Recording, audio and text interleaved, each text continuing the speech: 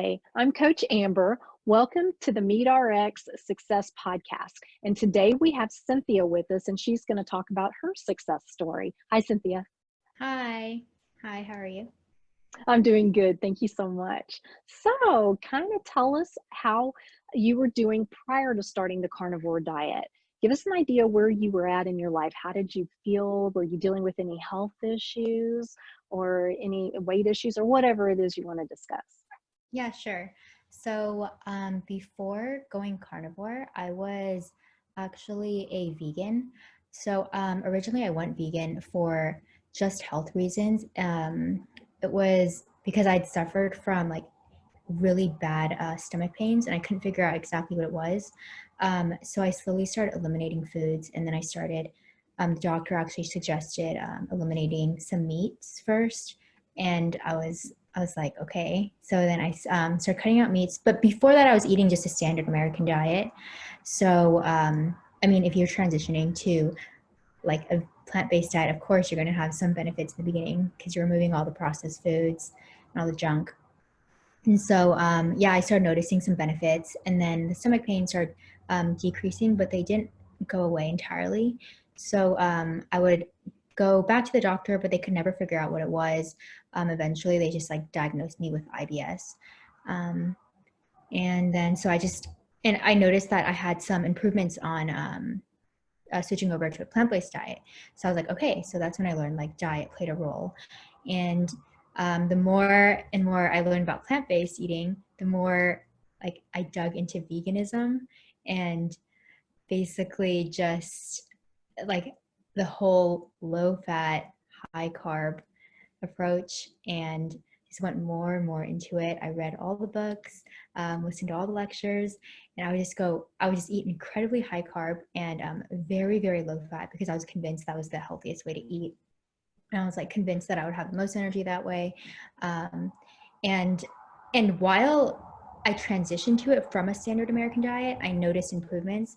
But the more I got deeper into veganism and I started going lower and lower fat and higher carb, I would always be left hungry, and my stomach just started to balloon up. And that's when all the mental fog started coming, bloating, indigestion, fatigue, just all the issues you can think of. So I started freaking out, and I just did as much research as I could. And people online, of course, the internet would say it's just like an adaptation phase.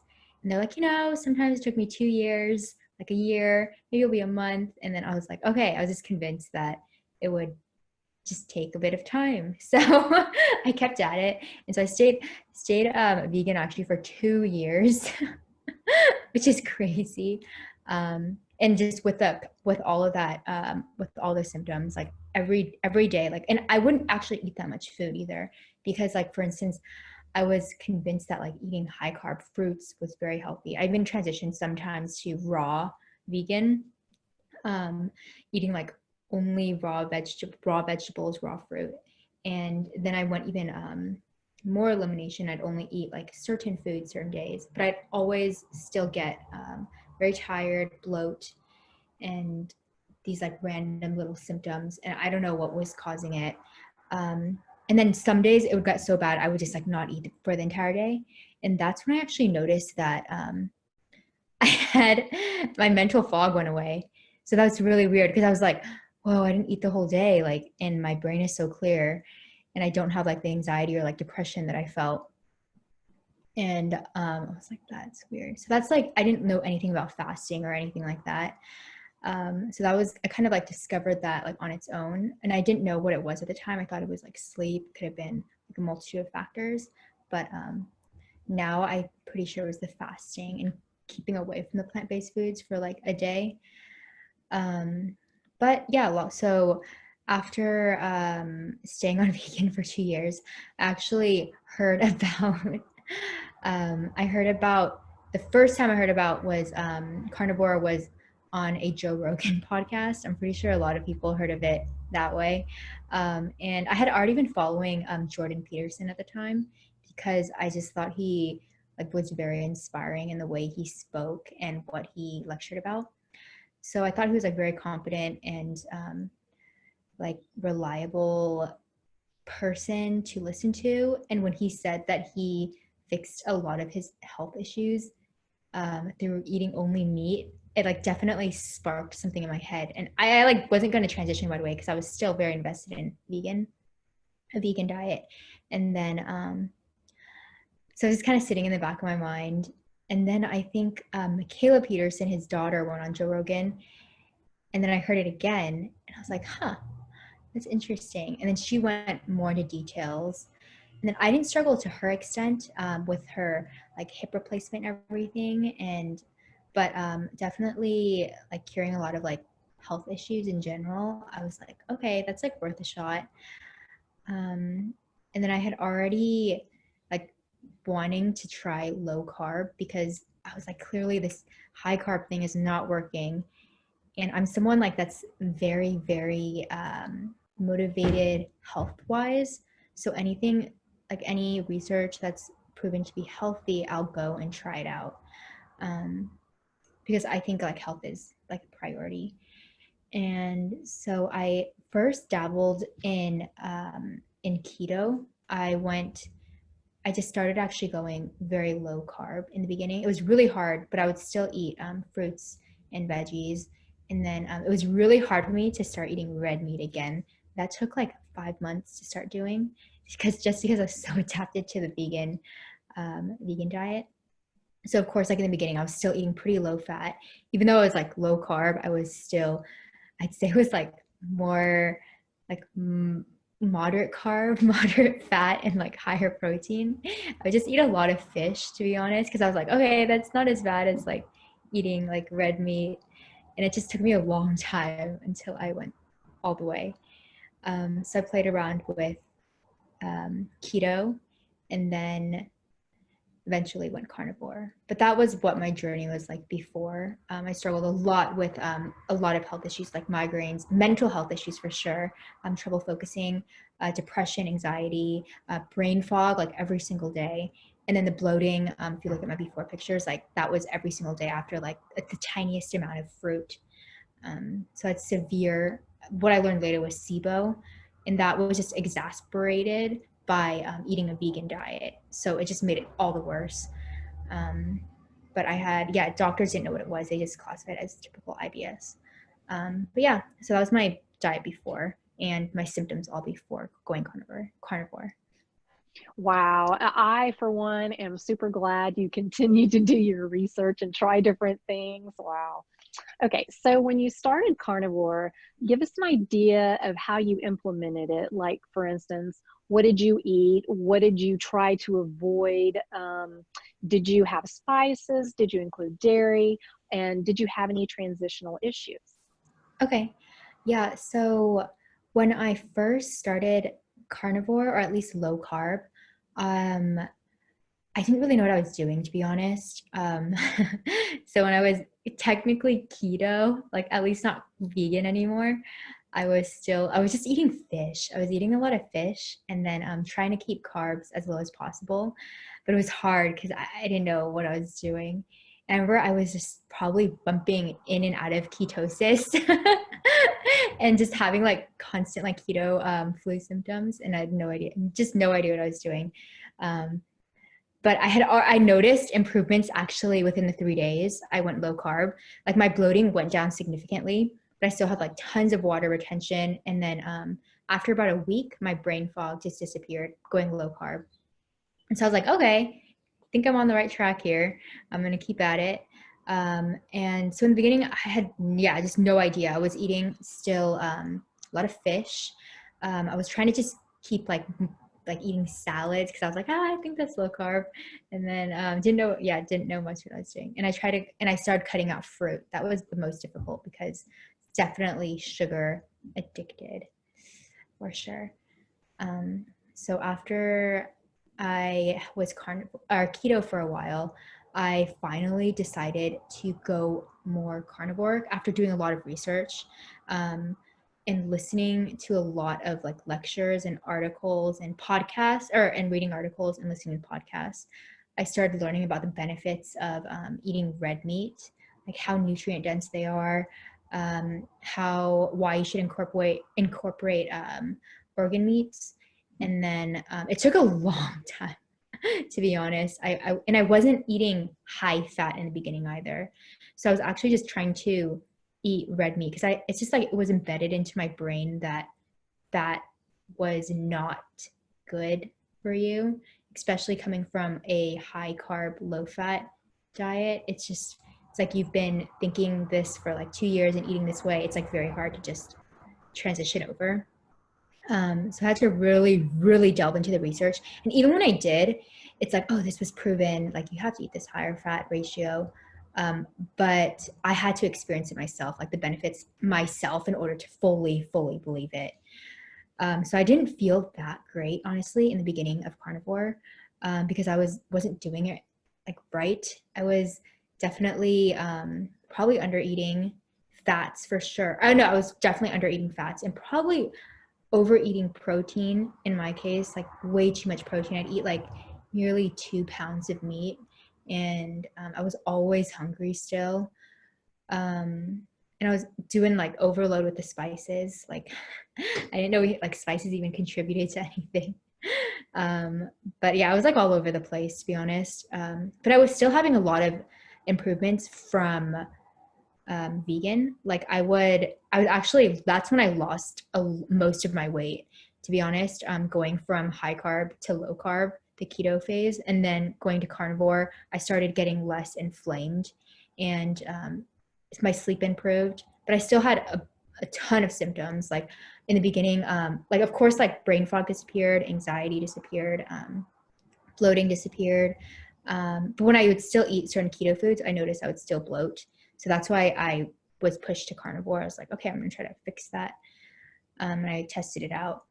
But yeah, I had a lot of symptoms, bad symptoms too, in the beginning of carnivore, like a lot of hair loss and a lot of sleep issues. And just a lot of, I didn't have the energy that I had when eating more carbohydrates. It was definitely because I wasn't having enough fat, eating enough fat. So that was probably one of the contributing factors. So yeah, you can say I messed up a lot in the beginning, but I can talk about like what I do now in like the next question. Awesome. Yeah, I think, we all have that when we're first starting out. You hear so many different things, and it's very hard to get out of your head with the meat is actually good for you when you've been told so often that it's not, or if, the fat, oh my goodness, fat is horrible. So it is very difficult. I totally get that. Okay, so now can we get a little bit more into the improvements since starting carnivore and kind of figuring it out and getting it more right? If you want to go over some of that and tell us what's really improved that you've really noticed once you started more carnivore, eating more meat and etc. Yeah, sure. So so I started off keto, of course. So I wasn't eating red meat, and I wasn't eating just purely meat. But when I decided to go carnivore, that's when I started learning about the benefits of red meat, and I was like, okay, I'm gonna go all in. So I started off with just red meat. So I'd only eat steak, and I would just buy these like actually in the beginning I'd buy little packs of ribeye, and I didn't know the exact ratios, like what ratios would be better eating higher fat or like higher protein. So I was kind of confused in that aspect until I learned a little bit. I started delving into like paleo medicina, where they have the whole higher fat approach. But then there's like the whole other side of carnivore where it's like higher protein. So I didn't know what I strived best on. So I just started eating ribeye in the beginning, just ribeye and salt. And I felt like pretty amazing. Like I think, and I kept at it for about a month, just ribeye and salt. And then during that time frame, I learned how to basically kind of start reintroducing back a little bit of foods to see if you spike a reaction. Because honestly, I wanted to heal my gut. Like everything like stems from the gut, and I had like the worst gut issues. Not the worst, but pretty bad. And then eating red meat, and I wasn't sure if fish triggered any symptoms, but I wanted to just start with red meat and then have a healing, some time for my gut to heal, and then start reintroducing back a few foods to see how my gut would take it and if they triggered symptoms. Because I think like if it doesn't trigger any symptoms for you, then there's no issue. Definitely should eat it. So I basically stuck with just meat for about a month. And then I started reintroducing back in fish, and then reintroducing back in eggs. And thank God I didn't have any reaction to eggs, because I probably would have been like, not be able to accept that. But I still try to limit my like my other food intakes. Like my majority of food is still always from red meat, and then I will tack on some little things and try to switch it up every now and then, because I think if you start overdoing foods, your body might start adapting like too much to it, and you might start having some negative reactions. That's what I've read, at least. So I try to not trigger any of those symptoms. So I just try limiting it and eating everything in moderation now, but heavily focused in red meat because I know that doesn't trigger any symptoms. And if something does trigger a symptom, I can always fall back to just going back to meat and salt. So I think that's like the safe protocol for me, and know kind of what works. And I'm still in the process of like reintroducing back foods. Like I'll play around with adding like cilantro and seeing how my stomach reacts, and then and like I want to experiment with avocado, but I know there's a lot of debate over that. But I just want to see like how bad the reaction is, and it's like it's best, and it's sometimes really good to know how bad a reaction is before you like accidentally go and eat it, because at least you'll be aware of the symptoms. And then I'll know why too. It's like, okay, I don't want to eat that food because it makes me feel this way. And then if you're doing it in a controlled manner, I think that's like how you learn the most also. So I'm exploring that right now, because I think my gut is at a point where it's at least less inflamed. And right now is like a really good time to, I don't know, to kind of like monitor your food intake and note down the results, note down any symptoms. So that's what I'm doing right now. And I feel like my mind is really clear. So I'm able to really focus down and figure out what I feel the best on, and what makes me feel the most sane, and have the best mental clarity and the best energy. So that's where I'm at right now. Yeah, still learning like every day. So definitely excited to see where I'll be in the future. That's awesome. I love your story. That's amazing. And I really, really love that you're continuing to evolve. You're continuing to try and research. I think that's so important, because we are all very different, and what works for one person doesn't necessarily work for another. So I love that you already have that mentality, and I think that's going to serve you very well in the future. And I am really happy you're starting out young. It took me over 40 years, so kudos to you. And thank you so much for joining us, Cynthia. I really appreciate you sharing your story. Of course. Thank you for having me. And you have a wonderful day. You too. Bye.